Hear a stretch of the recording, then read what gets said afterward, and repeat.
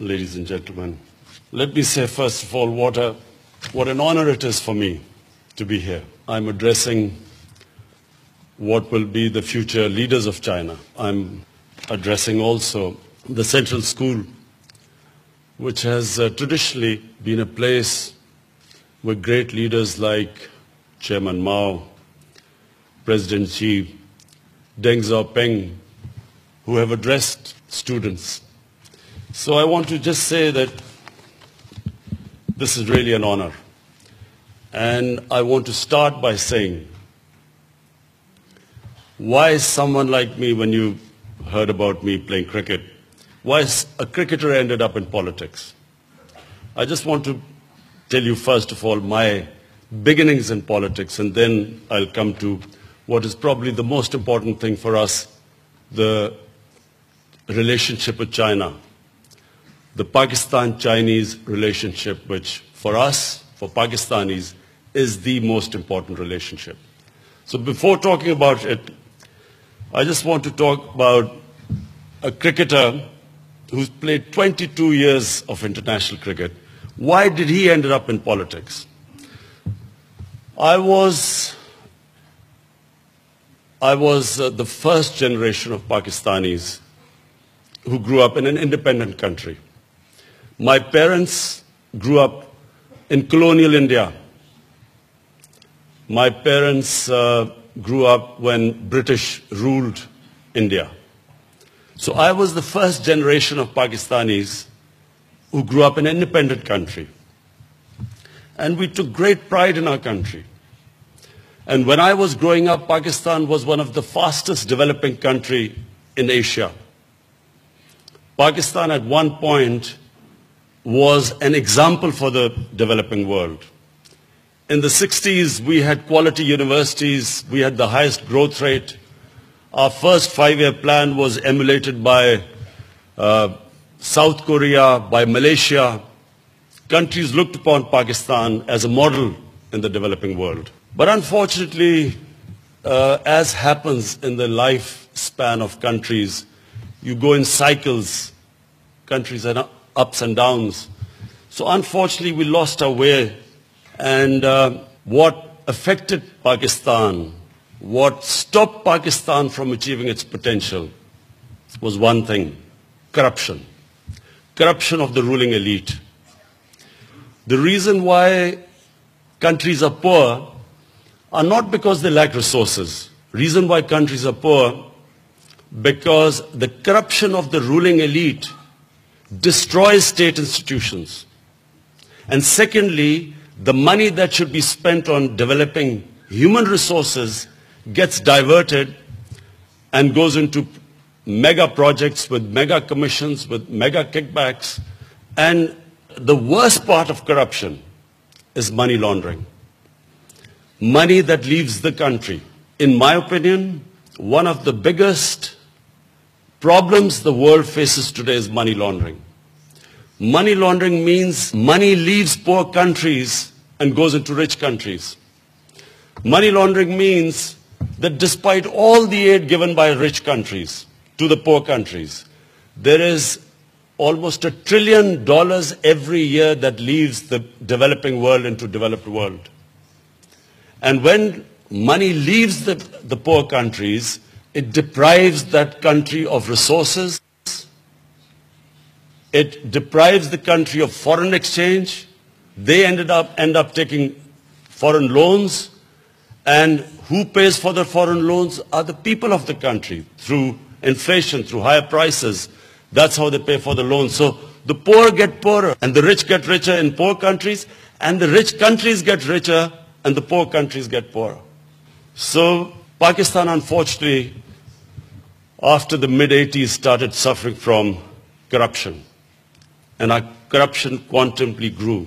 In mid-80s, I was playing cricket. I left cricket in 1992. And after that, I decided that I should come into politics to fight corruption.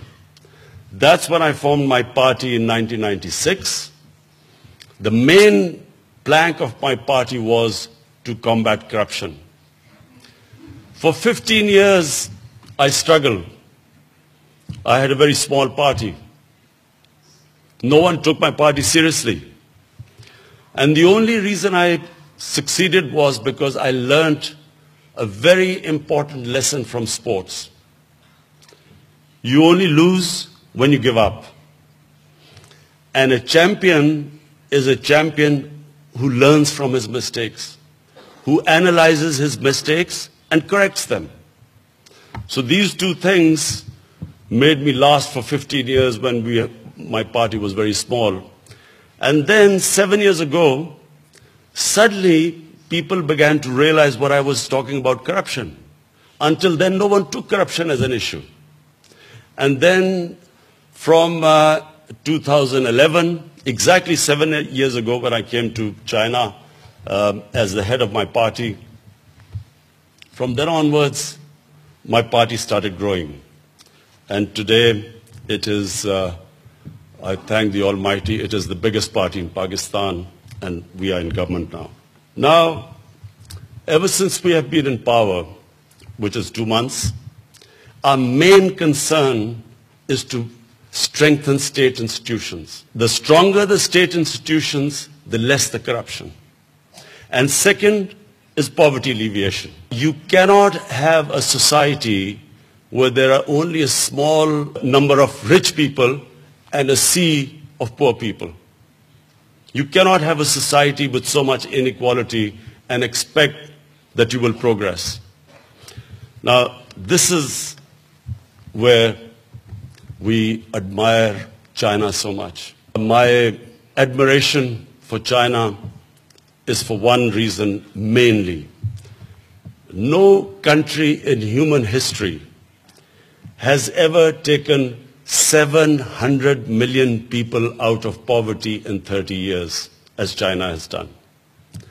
This is, in my opinion, the greatest achievement a nation can achieve. 700 million people out of poverty. The steps taken to do that is what my party, my government is very interested in. What we hope to learn from China and with close contact with the government, with the Communist Party of China, this is what we hope to learn. All the steps taken to achieve a feat that no nation in human history has ever achieved. Secondly, corruption. Corruption is a problem because you can catch the common criminals, but catching the white-collar criminal is difficult because the white-collar criminal has resources. He can hire expensive lawyers, and the state struggles to deal with the white-collar criminal.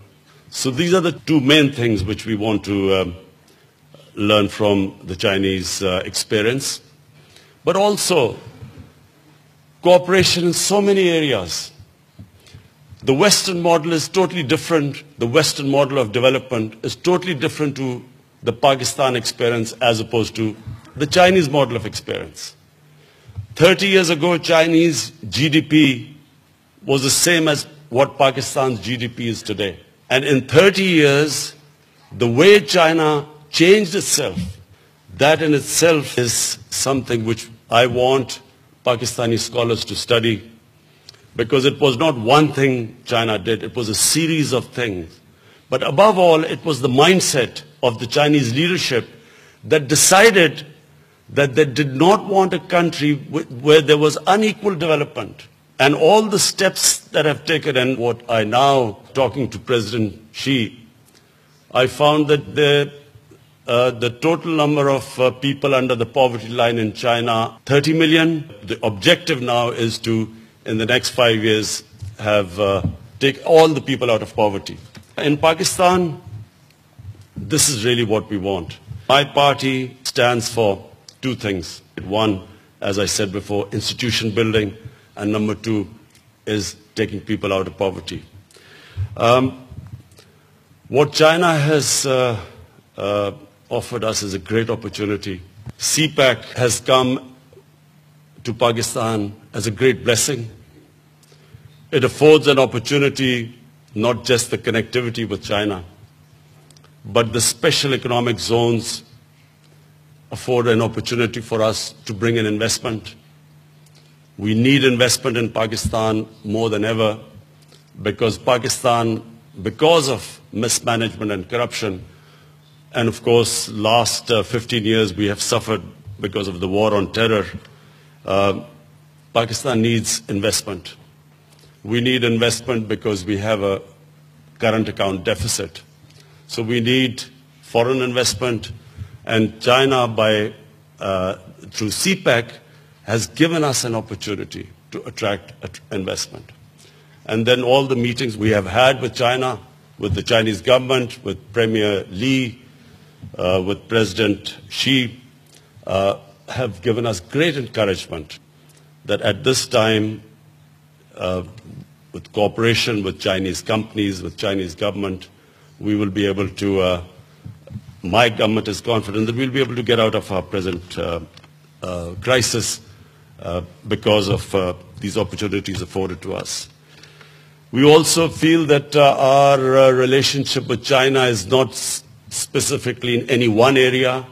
It's multidimensional.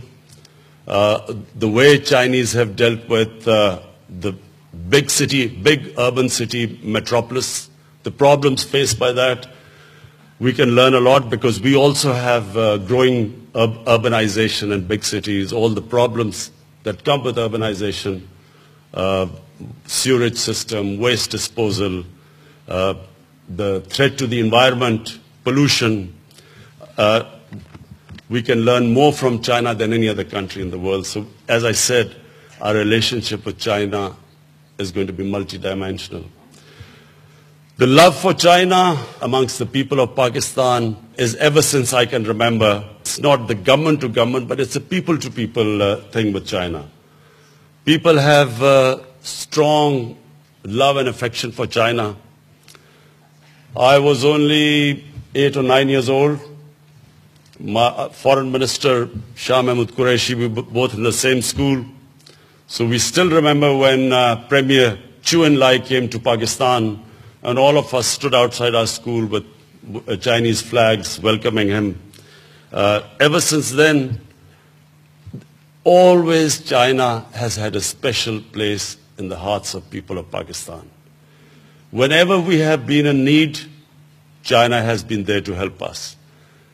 The expression all-weather friend is true as far as Pakistan is concerned for China. And I can assure China that whenever we are needed, Pakistan will always be standing by our brothers. That's why we call Chinese our Iron Brothers. Finally, I would like to say that my delegation, and I have been given such great welcome in China, the love and affection we have seen. I just want to say thank you.